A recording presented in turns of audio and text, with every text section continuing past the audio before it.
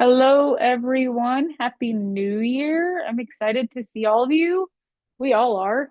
Um, there are, just for fun, I want to let you all know in case you can't see, there are over 50 county officials on right now, which is fantastic. So we're happy to see so many people interested in what's to come. So with that, let's dive in to our discussion today. So we're going to be doing our preview, and hopefully, as we're going through these, you can take some notes. If you have questions as we're going through, please don't hesitate to ask. You can raise your hand, or you can use the Q&A box and type in your question. And we will take questions as we go from either source. So don't hesitate if something is clicking in your mind and you have a question, just feel free to let us know. And actually the numbers just went up. We now have we have 60 over 60 county officials present. So that's exciting. All right, let's go ahead and move to the next slide. So we want to start out with why should you care? And I think most of you already know because you're on here. But like, every policy decision, well, let's put it this way. 1 in 7 of the bills that the legislature passed last year impacted counties. So just to give you a flavor of why you should care, I feel like that's the best way to put it. So the state decisions, they have county impacts, and particularly that, and then puts pressure on your budgets depending on what they've passed, and particularly if there's some mandate included in that, and if they include funding with the mandate, fantastic. If they don't, that adds additional budget pressure.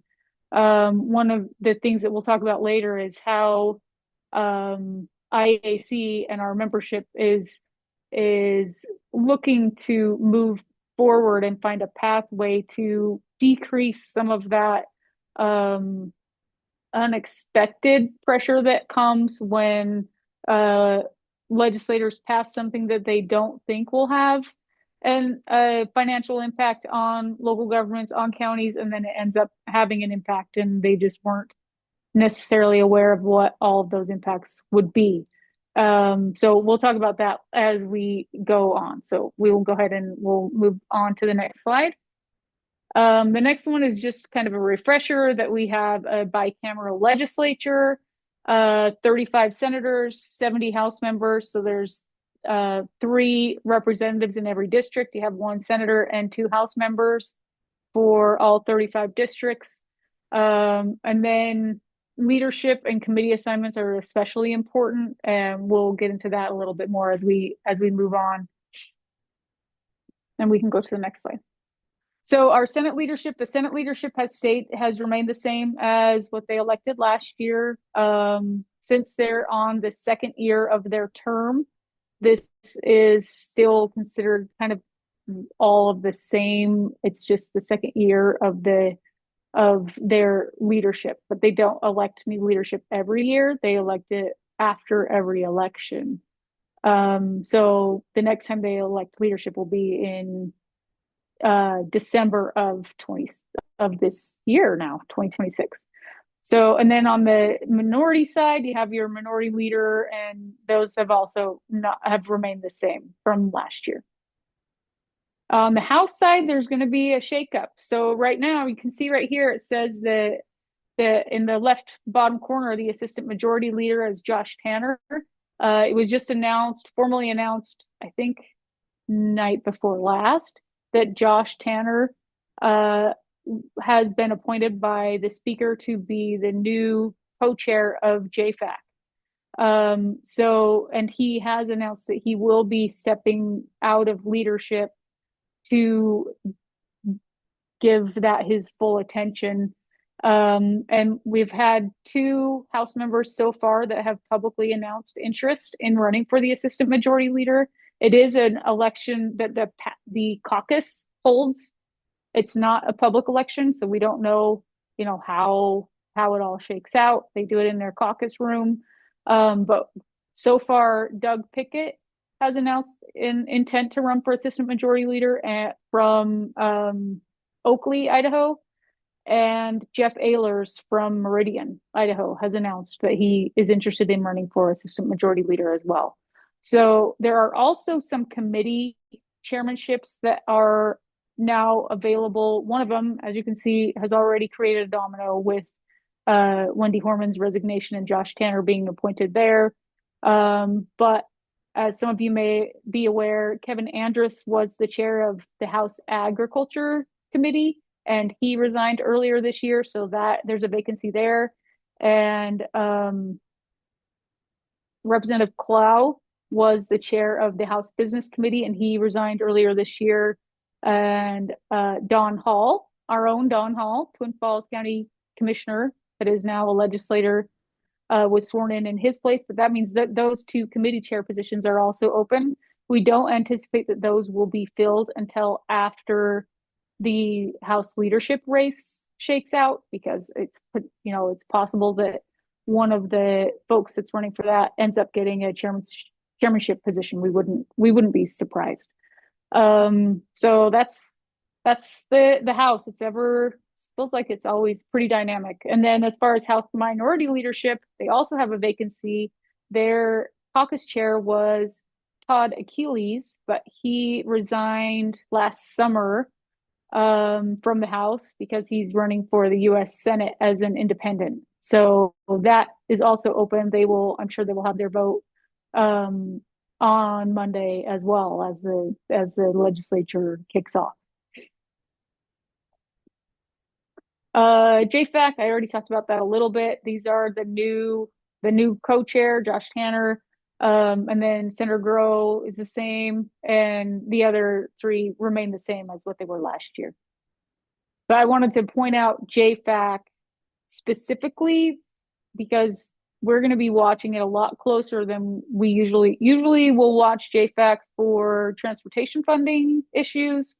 But because of the budget deficit, we're going to be keeping a lot closer eye on JFAC. And I'm going to turn time over to Seth at this point to talk about the state budget.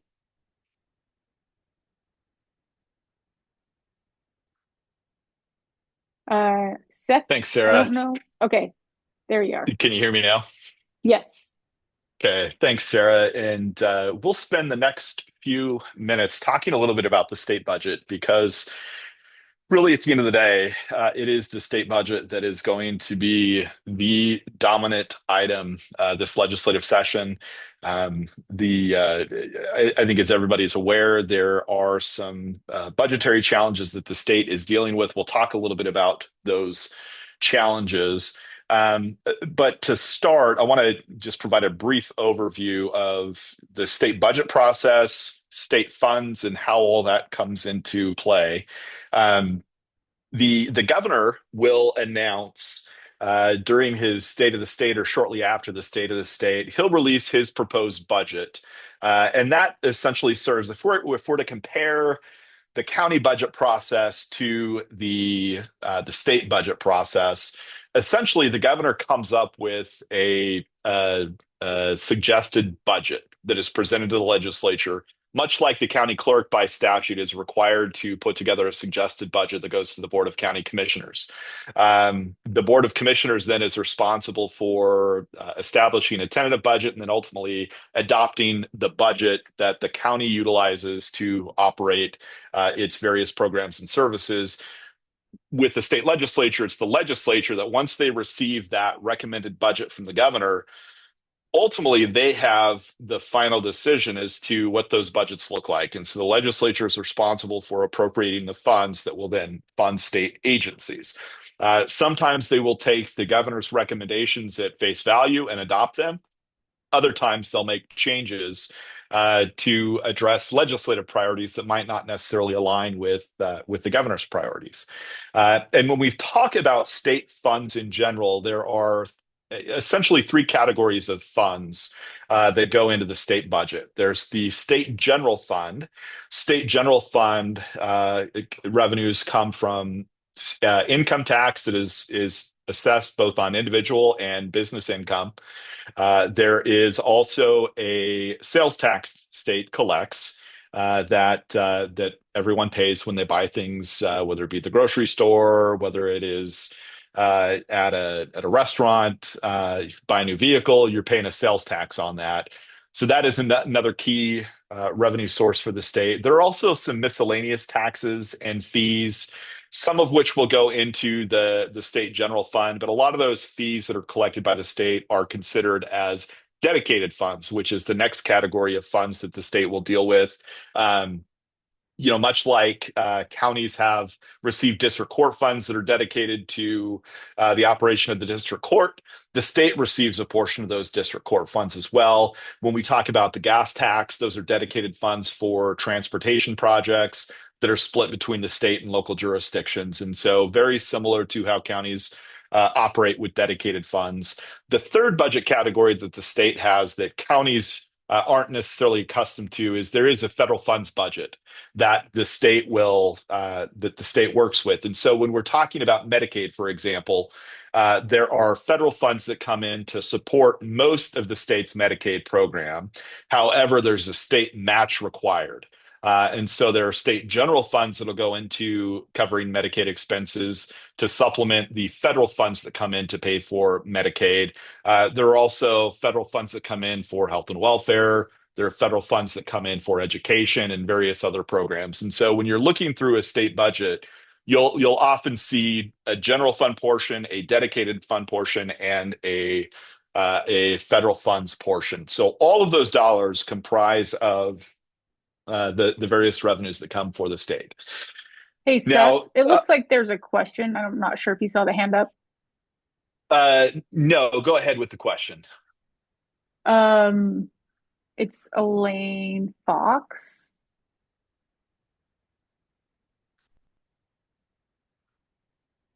Oh, it Oh, disappeared. it looks like they lowered their hand. All right. Um, So I want to switch gears from talking about the budget in general, how that process works, to a few modifications that we've seen over the last few years. The legislature and JFAC, they've changed the process that they've undertaken to set budgets over the last couple of years. And rather than just appropriating funds for each agency in a single budget, they're now doing multiple budgets for various agencies, and they categorize those budgets differently. They have what's known as a maintenance budget, which is the budget that's necessary to support the general operations of that agency. There is a growth factor that's included within that maintenance budget to account for population, but that's the general money that is needed to operate. Let's use the Department of Corrections. There's a maintenance budget. That's the money that goes for operations. They also have supplemental or enhancement budget requests that are intended to fund things outside of what maintenance is considered. So, if you need one-time equipment or one-time infrastructure improvements, that would be considered as part of an enhancement budget. The third budget category is a supplemental budget request, and that comes into play when there are cost overruns. And so, if an agency spends more than what they're allocated and it's for a required service, then the legislature in a following session is required to pass a supplemental appropriation to make up that difference. And so, those are key things to consider as we go into the session this year. And everybody wants to talk about the budget impacts and the shortfalls. This changes by the month depending on how state revenues come in. The information that I've got that you can see on the screen, these tables, is reflective of state revenue collections through the end of November. The state hasn't released the December numbers yet. That'll likely happen sometime next week. And again, these numbers may change based on what we see with taxes. But as it stands, the anticipated tax revenue shortfall, so that's revenue from income and sales tax, there is a a deficit of $40.3 million compared to what was anticipated to meet the state's budget needs. In addition to that $40.3 million budget shortfall that we currently have, there are also, I mentioned, I'm going to skip to the bottom of the four categories, the supplemental budget requests. In addition to that $40.3 million shortfall, there's also an additional $101.8 million in supplemental budget requests that have come in for the current budget year. And just to give you an example of what those requests are for, some of those requests are for Medicaid and Medicaid expansion costs that have exceeded what was anticipated. There are also some Department of Correction supplemental requests where the cost of jailing incarcerating inmates, it has been higher than anticipated. And so those supplemental requests typically have to be dealt with by the legislature if we're talking about the Department of Corrections or if we're talking about Medicaid, because those are mandatory spending items. The other supplemental request will likely be to the state's fire fund. The state has a fund that is used to help put out wildfires, and it's been reported that that fund has depleted down to $16 million. And so they'll have to appropriate funds to bring that back up to a higher level to address wildfires that will happen in the summer that we go into. Those are the basics every year. The legislature has to deal with either revenue shortfall or surplus and supplemental budget requests. It just so happens that this year, unlike the last 10 years or so, we're looking at a shortfall instead of an overrun. Now, the other two items you see here on the budget impact estimates for 2026, those are for tax conformity. This is where it's really muddy, what the impacts will potentially be on the state budget. The state of Idaho, when we talk about tax conformity, we have a federal tax code that prescribes how individuals file for their federal taxes, what deductions they're allowed to take, and so forth when you're doing your tax planning for federal income tax purposes. There are some states that automatically, by statute, conform with federal tax law. Idaho is not one of those states. However, historically and traditionally, Idaho does conform our income tax code with federal income tax code. Now, there are some exceptions that I won't go into, so it's not a perfect one-for-one conformity. But for the most part, Idaho conforms its tax code. With the One Big Beautiful Bill Act, H.R. 1, there are significant income tax savings built into H.R. 1. And so the question that the legislature is going to have to wrestle with is whether or not they're going to conform with the tax provisions within the One Big Beautiful Bill Act, because those conformity questions will potentially impact state revenues and potential state revenue shortfalls. And there are two categories of conformity issues the legislature is going to have to deal with. There is the individual income tax conformity, the estimated, and these estimates come from the state, or excuse me, from the Tax Foundation, which is a federal, it's a think tank that is, I would consider them to be center right politically, and they represent largely the interests of corporations. But they have come up with their estimates of what the fiscal impacts will be on a state-by-state basis. And they estimate that the impacts to Idaho to conform with the individual income tax side of things is just over $167 million. Now, what does that entail? The One Big Beautiful Bill Act included language that exempts tips from income tax. It exempts certain overtime pay from federal income tax. It provides for a deduction for the interest payment on new vehicles, and it includes a provision related to Social Security income. And if the state chooses to conform with all of those provisions on the individual tax side, again, the estimate is that there will be a loss of about $167.4 million in income tax revenue that's attributed to federal tax conformity on the individual side. These are all estimates. nobody knows what this is going to be until filings actually take place. And so that's why there's some level of uncertainty here. On the corporate income tax side, this is where research and development and investment on the R&D side comes into play, because there are a number of additional deductions and credits available to corporations, so that they can essentially write off their investments in research, development, and experimentation.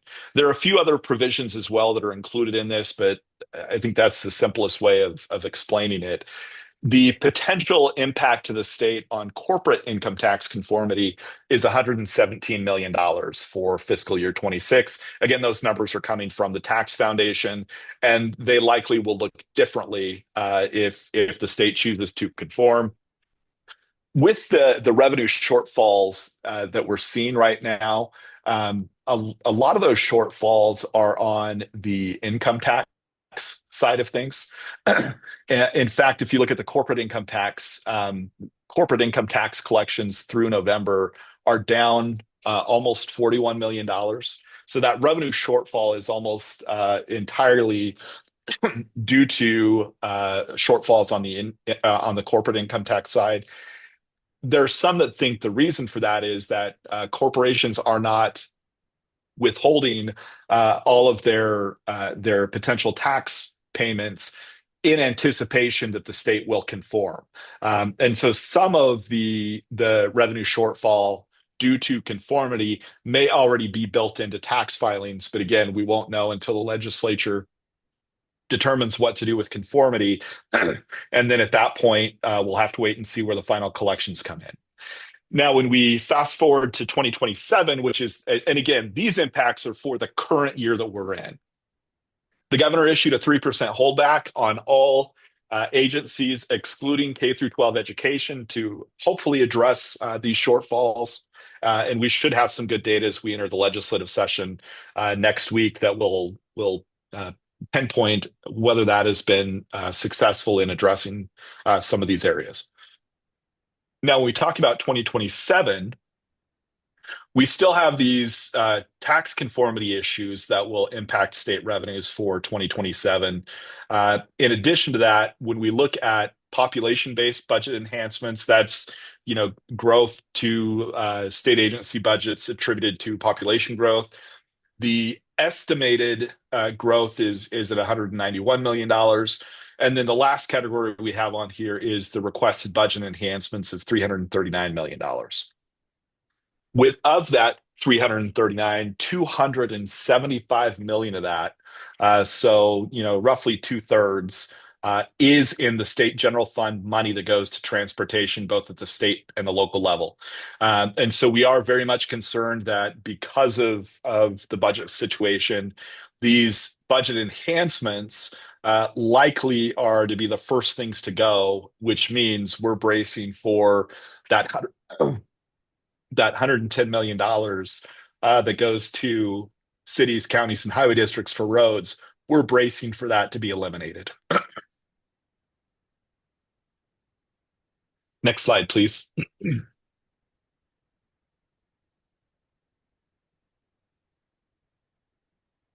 So again, when we look at how this will impact counties in the coming budget year, we do have a number of priorities that we'll talk about that could be impacted here. We talk about reimbursement that the state provides counties for inmates in county jails. We'll talk more about that. That certainly is going to play into the state budget will play into that. When we talk about transportation funding, the state budget will play into that. And then, what happens with agency growth. The positive is that at the state level, they do have considerable rainy day funds that can help navigate some of these pressure points for the state.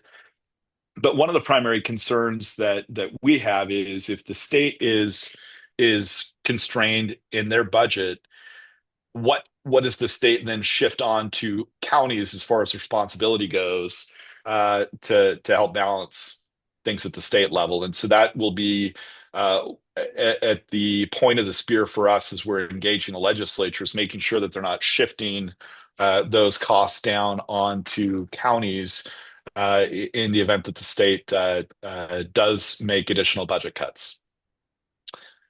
Next slide, please. I think I've largely covered this one, but just a couple examples of actions that have been taken over the last few years that have helped counties that potentially could go away. I mentioned the transportation funding.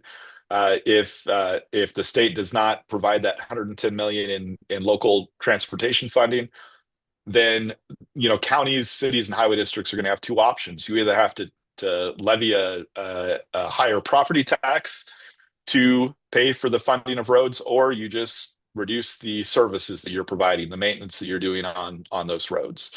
When we talk about state inmates in county jails, the counties right now are subsidizing the state in the housing of those inmates.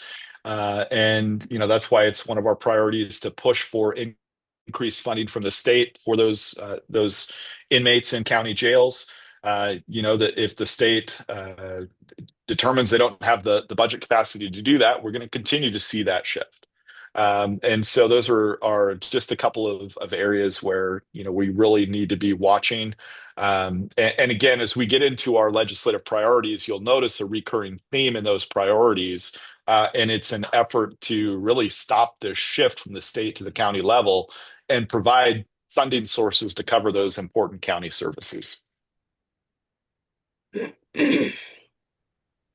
So, as Seth mentioned, the state budget and legislative decisions really have a big impact on counties.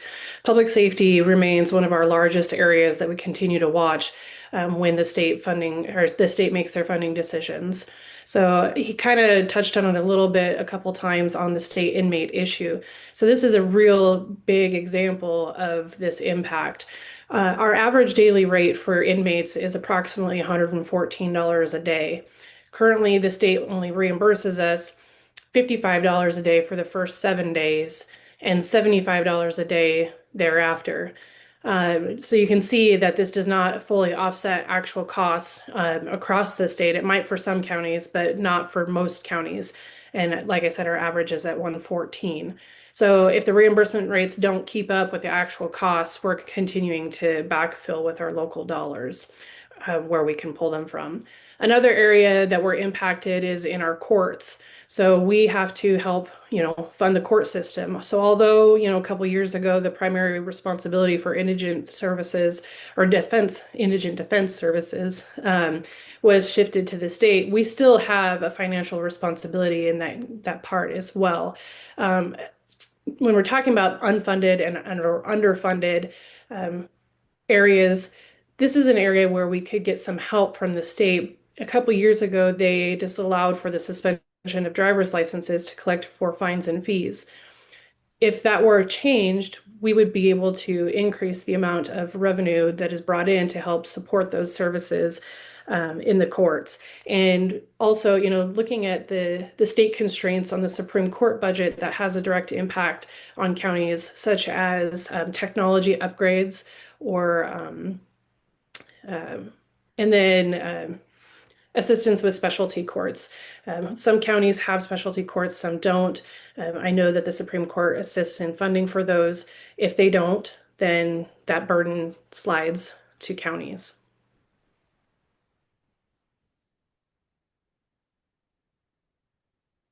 All right, now we're going to go into our IAC legislative priorities. Just to remind everybody what we're looking for.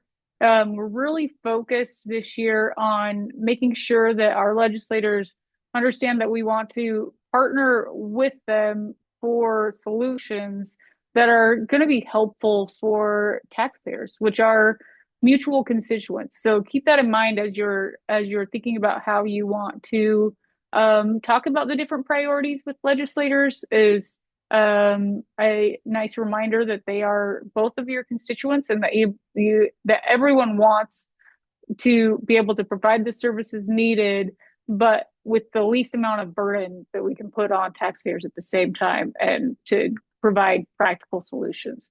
So with that, Seth, if you want to take these first three priorities, and then Clay will take the next one, and then I'll have the fifth one.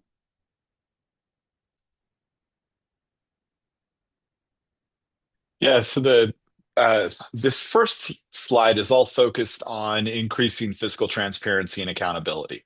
And so we have a piece of legislation drafted. It actually is a piece of legislation that Commissioner Beck, when he was in the legislature back in the 90s, he got it through the Senate. It didn't advance through the House. So we've dusted that off and are using that as the foundation for a proposal we hope to introduce this session that would clarify in statute that if the state requires the county to deliver a new service, that the new service should be funded. The legislature would be required to come up with a funding source for that new service without shifting it to taxpayers. And I'm going to give an example of something the legislature has done that has been positive on this front. Back in 2008, the legislature consolidated all elections under the county. Prior to that, each district was responsible for their own elections. So when the legislature consolidated elections under the county, they also provided a dedicated sales tax funding source. It's called the Elections Fund, that is distributed out to counties to pay for the costs of conducting elections. That's what we want to see moving forward whenever there is a new mandate that the legislature imposes, that they also affix with that funding for the service. This would also require the legislature to do a thorough, and this would fall in legislative services, a thorough analysis of the proposed legislation, as well as the fiscal impact on counties. And so our legislative committee, when they are prioritizing all of the policy proposals that came forward, they made this our top priority of the coming legislative session. And so everything we do this session will be under the umbrella of increasing transparency and the overall fiscal impact of legislation on counties. Now, to go along with this, let's go to the next slide. The second priority from our legislative committee was to find ways to diversify county revenues. And we have a number of proposals that we will be bringing to the legislature this year to address this. The two biggest ones that'll be the heaviest lift. One of those proposals is to go to the legislature and ask for authorization for counties to levy a local option sales tax to pay for county jail infrastructure. We had a bill that was in place, a law was in place temporarily back in the early 2000s that allowed counties to go to the voters to use sales tax dollars to fund jail expansion or construction. We had two counties, Nez Perce County and Kootenai County, that paid for their current jails using a local option tax. And so that's one of the proposals that we're working to get introduced this next legislative session to help provide a dedicated non-property tax funding source for county jail needs. The second alternative revenue source that we are going to approach the legislature on is essentially a tax on tourism. It would be to authorize counties to establish a bed tax, a lodging tax on short-term rentals, hotels, motels, and campsites. And so we were able to get a bill introduced last year that was introduced. We thought it was going to move forward, but ultimately the sponsor pulled it towards the end of the session. So we're hoping to pick that up at the beginning of the session as well.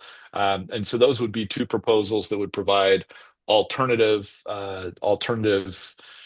property or non-property tax revenues to help meet county infrastructure and operational needs. The other items related to county revenues are more focused on providing fees to cover the cost of county services. Kelly mentioned the legislation that we will be introducing to raise the reimbursement rate from the state for state inmates held in county jails. We also will be introducing legislation that will allow public health districts to establish food inspection fees at the local level rather than relying upon the state statute to do that. Again, so we can cover the full cost of those services from fees and not from property taxes. We'll be exploring a number of other options as well, including looking at recording fees and other fee-based services. Again, with an effort of trying to identify equitable revenue and funding sources for county services so that we don't have to rely on property taxes as much. And so with that, if there aren't any questions, I'll turn it over to Clay. Okay.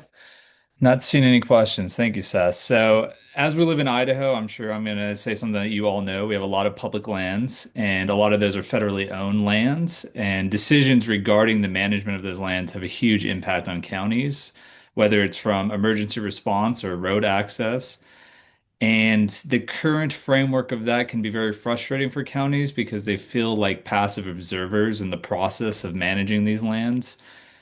Whereas they are the ones on the ground with the most expertise on how these decisions should be made. And so, to remedy this on the federal level, the SPEED Act was passed, and NACO worked to get that through, and we wrote a letter in support of that, which hopes to list counties and county officials as resident experts and force the federal agencies to use them as cooperating agencies in every step of the way and early in the process, rather as surprising them at the end with findings and rulings. And so, to reflect that on the state level, we're hoping to run a bill and get it passed very similar to the one that's currently in effect in Wyoming and has had very positive impacts there, which just statutorily provides that county commissioners are the resident experts on public land decisions and land use decisions and should be a cooperating agency at the earliest stage of involvement with these federal agencies as to make sure that the local voice is heard, as they're the ones that are most directly impacted by these decisions. And so that's going to be my priority for this session, is to try to get that across and try to get that through. Thank you, Clay. For the next one, we're talking about it's another way to enhance public transparency. For this one, we want to modernize our public notice system by allowing counties to legally post county public notices on county websites instead of publishing through the newspaper portal and through newspapers as an option. So if your county, I know like Owyhee County, if they want to continue to publish in the Owyhee, well, I know it, Owyhee Avalanche, they can, because if they feel like that's the best way to reach their constituents, they can continue to publish in the Owyhee Avalanche with this proposal. But for counties where they might have really good traffic to their website, then this would be an option for them to reach the most constituents. So the idea is to help reduce costs, increase transparency, and just, I'm going to say this gently, get with the times. So, kind of we got to evolve with the modern age and where consumers are looking for information. We want to provide it where they're looking for it. And a lot of times they're looking at our website, not county websites. All right, so moving through, wanted to talk just, I think we've mostly hit on this. This is just more information that you can use as you're talking with legislators to remind them of why we're getting to a difficult point for counties, just like the state is in a difficult point with, the rising costs, inflation, increased populations, the caps on levies, the caps on new construction, only being able to take a certain amount. That doesn't help growth to pay for itself the way that I think everyone would like it to. So our hope is that with legislators, when you're talking with legislators, to please make sure that as you're sharing these priorities, that you do that with this in mind, and just help them to remind them of what you're dealing with.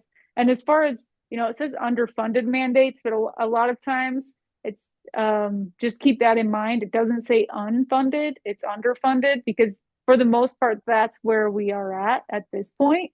The state they do provide revenue sharing. They have, stepped up in a lot of ways to help. But there are still policies passed every year that end up creating new funding obligations on counties, and with, like I said, with those caps on being able to pay for growth, the funding that is provided becomes more underfunded as we go through time.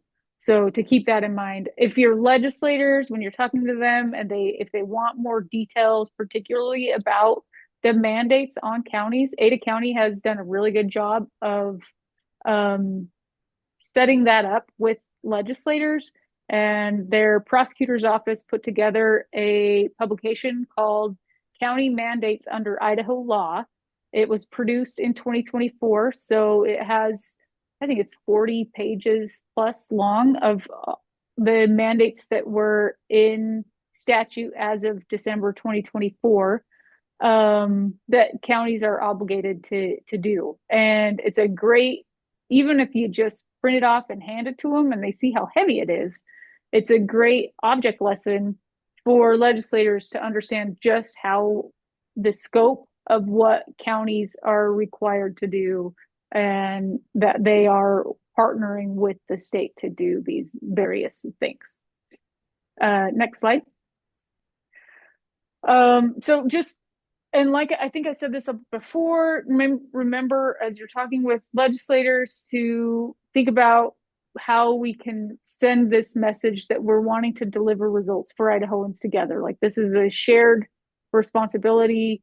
We want to have shared accountability, and with, making sure that we are looking for these opportunities to work together. We're not saying counties shouldn't do anything. Counties exist because the state created counties through, there's a constitutional obligation there. Each county is laid out in statute. They exist to be an arm of the state, but as such, we want to make sure that it's clear that funding needs to, to help out as well. And our other goal with our priorities is to make sure that we're emphasizing how these priorities will help homeowners, how they'll help small businesses, how they'll help farmers to continue to receive the services that they need and public health protections without creating trickle-down unintended tax shifts. So to keep that in mind. Next slide. We've got our fun options for action. So make sure that you're engaging with your legislators. Engage as early as you can. The session starts Monday, as in this Monday, January 12th. So please start scheduling your meetings. I think probably most of you are coming to Midwinter. If you haven't registered yet, please do register for our Midwinter Legislative Conference at the end of the month. And while you're here, before you come, make sure you're scheduling meetings to connect with your legislators while you're here. Take them out to lunch, take them out to dinner. And then we want to make sure that we're all focused on the same message. We are going to have briefs for each of these priorities that you can use. And we are also working on information that we'll have at our Friday legislative lives that we offer. And we're planning on offering those again this year. And we'll have QR codes on a slide deck, so that if we're talking about a priority and it's something that you feel passionately that would be super helpful for your county, we'll have a QR code so that you can go through that QR code and you can see the brief about that priority. And you can also send a customized letter to your legislator and talk about why your county specifically would be aided if this priority went through. So we're looking to be as helpful as we can make sure when you are sharing that customized information that you're sharing how it impacts your county specifically. And then always focusing as you're talking with them about protecting the constituents, serving those shared communities, and just remind them over and over that you're elected officials just as they are, and that you have the same goals of helping constituents. Next slide. And then, wow, I really wanted strongest to stand out, so I capitalized the S and the T, guys. I was wondering if anybody else would notice, but I feel passionately, no, just kidding. But we really do feel passionately about this, and I think you all do too, or you wouldn't be on this webinar today. So be sure to engage with your affiliates, your IAC districts. Every county elected official has 2 different representations on the IAC legislative committee. So even though there are only 15 members on that committee, everyone has 2. So you have your affiliate representative and you have your district representative. So be sure to reach out to them and find out how you can help, because the more engagement we have, the easier it is to get the point across that we're trying to make. Participate in the steering committees. If you didn't get signed up, that's okay. You can still attend. You can still share your opinions. The only thing you wouldn't be able to do is vote on a motion, but you can still participate and hear about what's going on and help to shape future policies. And then, like I said, those Friday legislative live updates, we're going to continue to do those. Watch for resources that we provide. So we will have our bill tracker again on the IAC website. And you can actually set up a free Fast Democracy account and track bills using our bill tracker as well. So if there are bills on there on our bill tracker that you're like, oh, you know what, I really, really care about House Bill 102, you can hit track if you have that free account, and it will keep an eye on that bill specifically for you. So if it's heading to a committee, you could set it up so that it will email you and say, hey, this is going to committee, or just however much you want to be informed. You can use that. We also are putting together a toolkit that we'll be sharing out, and part of that will be those briefs and just various things that we can use to help you. We'll have a one-pager half sheet with our legislative priorities. Some of you have already received it. It also has the contact information for the policy team on the back. And we're going to be here however we can. We'll also send out those alerts if there's something that's just really cooking. And a lot of times when that happens, if we send out an alert, please open it, read it, because we're not going to send out an alert to every single county official. We're going to send those out. They're targeted. So if it's something that we know the sheriffs and prosecutors it's going to impact them exponentially, and they really should know about it, that might be who we send that targeted a legislative alert to. And it's a little bit different format, and it will say in the subject header, legislative alert, so that it's really, really, if I could make it flash red, I would, because those are the ones that were like, hey, we need you to contact your legislators this morning because they're going to vote at 1 p.m. on this bill. And a lot of times it's when they're at the floor that we end up sending those out. And towards the end of the session, particularly, they might end up moving things around on the calendars. And so sometimes we know a little in advance, but a lot of times because they're jumping all over the calendar, we're lucky if we get a few hours notice. So especially when they're on the floor twice a day, which they do towards the end of the session, try and get finished sooner. So as soon as we know, we send out the information. But a lot of times it's all hands on deck ASAP. If we're sending out those legislative alerts, just assume that's what it is, and please open it and follow through. And then, of course, we're going to be sending out our weekly IAC legislative bulletin that takes the place of our county newsletter, our county connection. So it will be very legislative focused. There are lots of ways to help our membership to stay informed. And also you can reach out to any of us. We're always happy to help however we can. The easiest way to get hold of us during the session is to call us or text us on our cell phones. That's the easiest way because we're in and out of the building. We might not be able to answer right then. So if you shoot us a text, say, hey, will you give me a call? We will as soon as we can. If you're wondering which policy issues, like who should I contact, this slide is a great overview. So if it's anything to do with intergovernmental affairs, infrastructure, land use, well, I have infrastructure twice too, or transportation issues, which really is infrastructure. Call me. If it's has to do with revenue and taxation, federal lands, natural resources, Clay's your guy. If it's justice and public safety, Kelly's superb on all justice and public safety issues. Any questions about the functioning of the IAC Legislative Committee, or if you have questions about data that we have sent out, research that we've sent out, reach out to Chase. And then Seth is Yoda. Seth is Yoda. He's Master Yoda for the IAC policy team. So he's got a pulse on what's happening across the board. And with that, we are finished unless there are any questions. So does anybody have any questions? Like I said, raise your hand and we can turn on your microphone or type it up in the Q&A.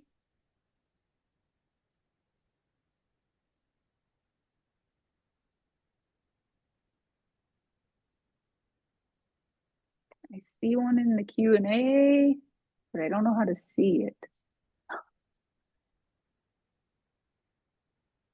Oh, I see a thank you.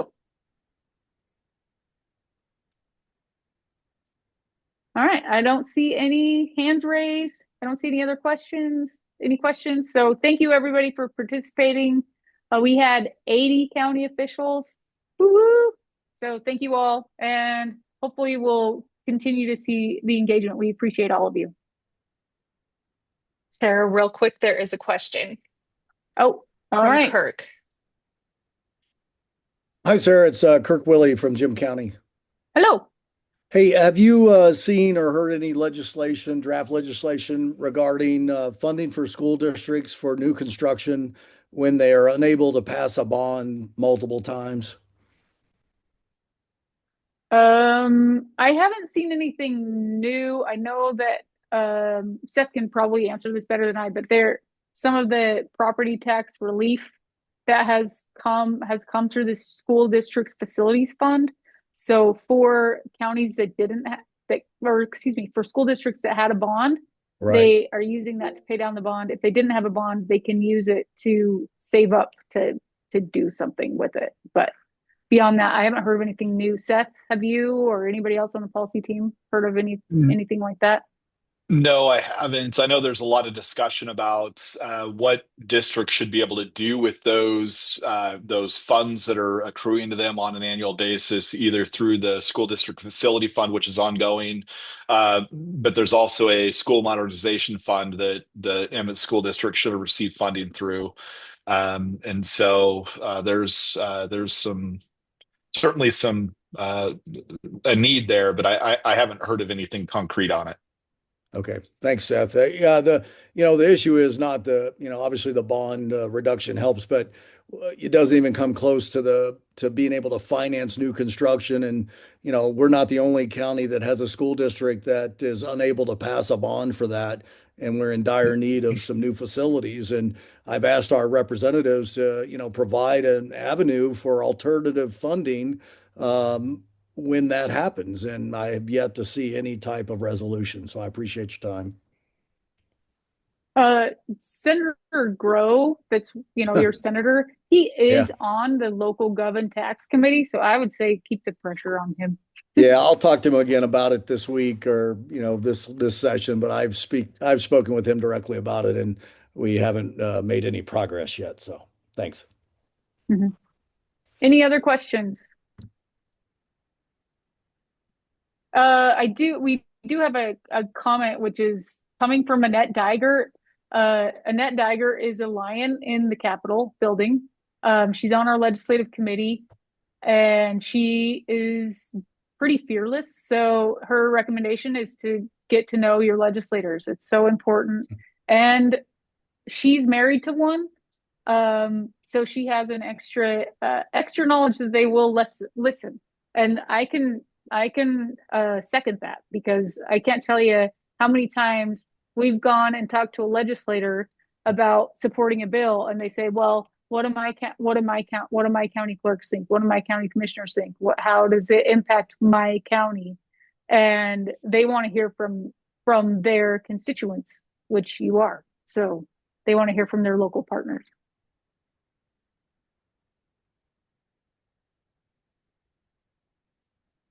Any other questions, comments?